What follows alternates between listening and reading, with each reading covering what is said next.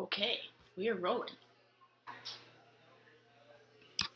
Hi, my name is Kelsey and welcome to CAC Tutorials.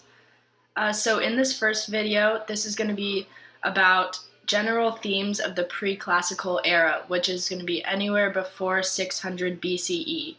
And in this video, we're mostly going to be focusing on the Fertile Crescent area right here in Afro-Eurasia, all this area in here. We're going to touch on a little bit over in the Americas, but mostly over here with Egypt, what is now modern-day India. Yeah, so let's get started with our EPECS. So first thing you're going to do when you see a time period or a civilization is break it down into EPECS. Basically, this structure is just to show you what we're going to cover in the video. You don't have to write anything down now. This is just to go over everything. So environmentally, the agricultural revolution happens, the ice age ends, and there's a surplus of food. Politically, you have your saptors, which are single, all-powerful, divinely ordained rulers. There's going to be codified laws. Professional armies and cities and states are developing. For economic, there's going to be a specialization of labor, taxes, and agriculture. Culturally, religious developments are happening. There's writing, monumental architecture, new technology, and the environment of where your civilization is generally affects your cultural outlooks. And then socially, stratified social hierarchies and patriarchy are emerging, which are big themes that are going to be prevalent for world history up until today. So the big thing from all of this EPECS is agriculture. That's going to be what we're focusing on. So environmentally, the agricultural revolution just changes the world. People are farming. Over here we have some farmers with their domesticated animals. There's a surplus of food building up. That surplus of food is going to be used for taxes to their rulers. The Ice Age ends, which allows the agricultural revolution to happen because soil is now available to farm, and then farming creates a surplus of food. Now not everyone has to be farming for subsistence farming. They can go into other professions. So that's where specialization, and then the surplus of food is also used as a form of tax, like I said before. So this is Cahokia, which is right around where Missouri is today.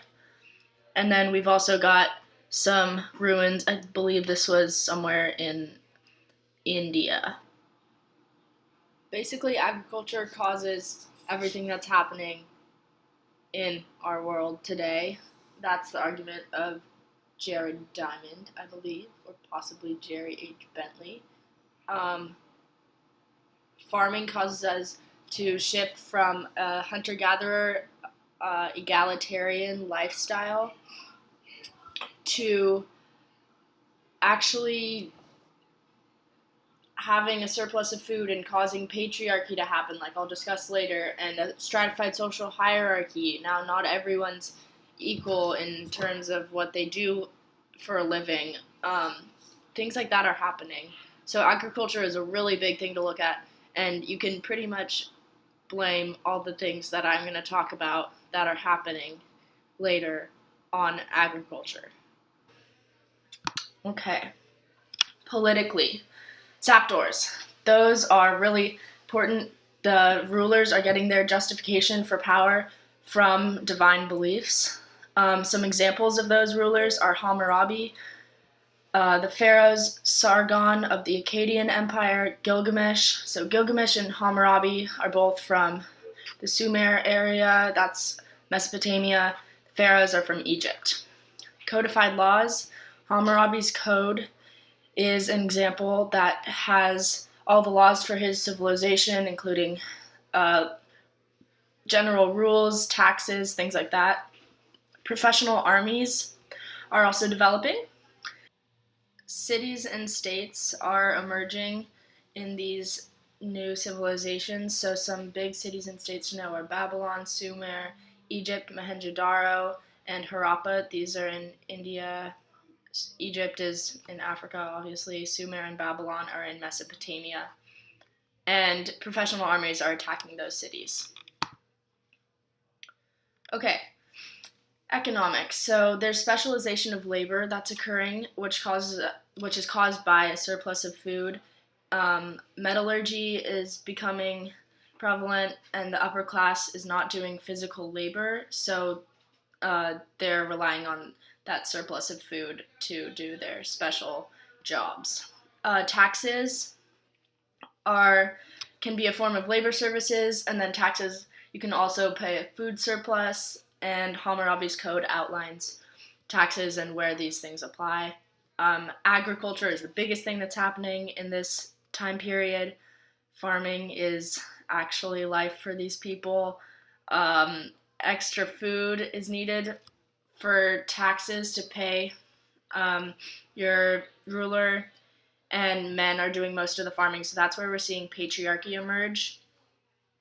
For cultural, religious development is occurring. So in Egypt, you have a polytheistic religion.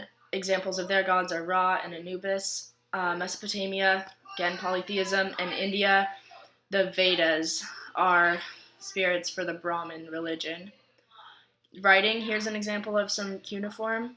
In the Americas, you have quipu, which are a series of knots that are like a written code kind of thing happening. Sumer, like I said, here's cuneiform. And then the Epic of Gilgamesh was the very first long written story that sparked a whole cultural phenomenon for that. Monumental architecture,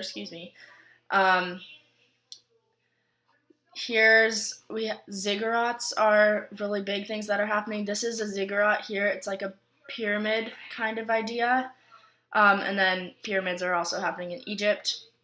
There's new technology like tools, wheels, fertilizers for farming, and metallurgy is happening. So that's going to help with your farming tools and weapons for waging war, like these professional armies I was talking about earlier.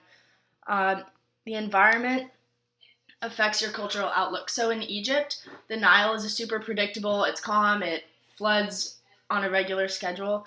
So that's going to cause Egyptian culture to be more optimistic.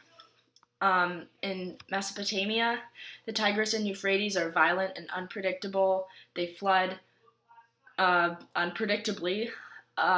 So that's going to make them have a bit more of a pessimistic outlook on life, and that's reflected in their cultural practices.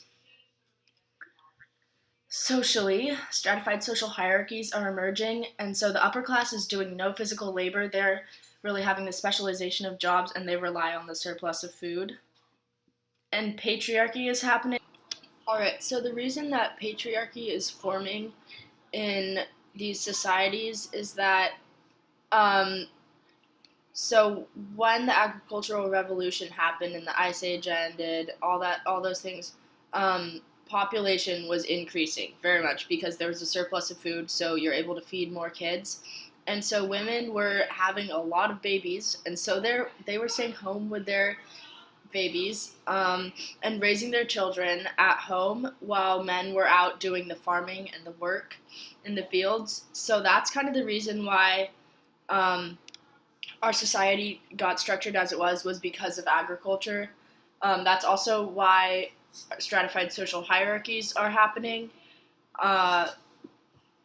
because there's the surplus of food, which makes some people be able to earn more money than others, things like that.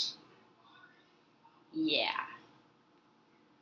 This is an example of a stratified social hierarchy.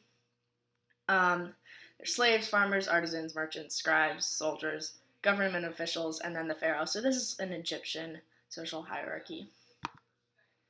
All right, thanks for watching. I hope that was helpful, and we're going to continue making these videos for big theme videos like this for each era, and then we're going to focus on specific civilizations.